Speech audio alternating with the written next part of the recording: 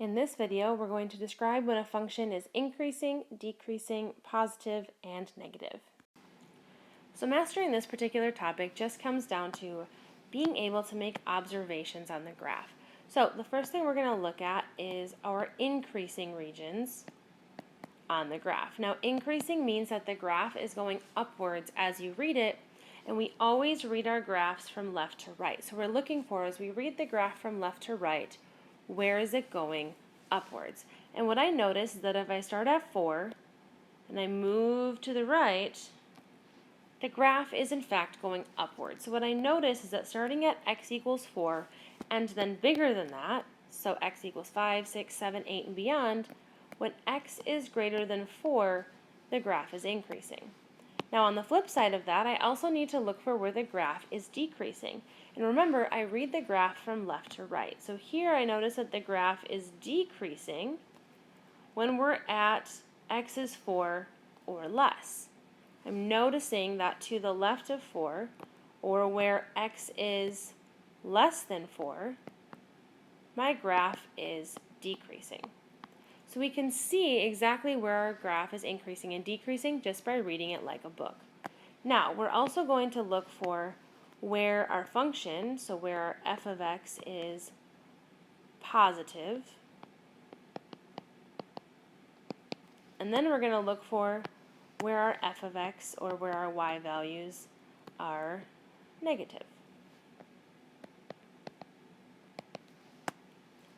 So I'm going to erase what I currently have on my graph because that dealt with increasing and decreasing, and I'm now going to look at where the graph is producing positive f of x or y values and negative f of x or y values.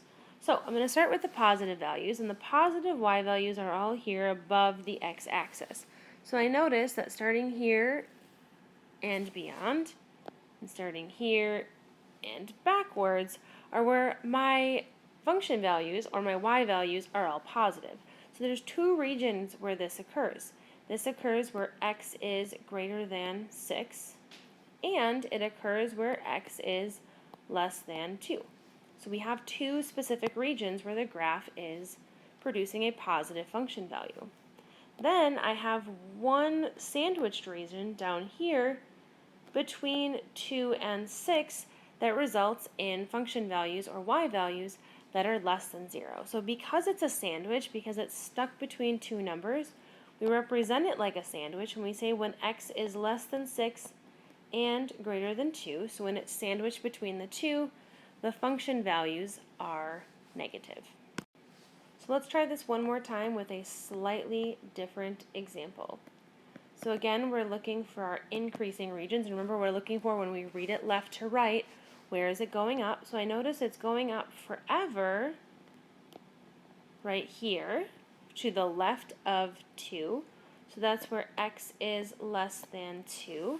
Then I also notice that it's going and increasing to the right of 4.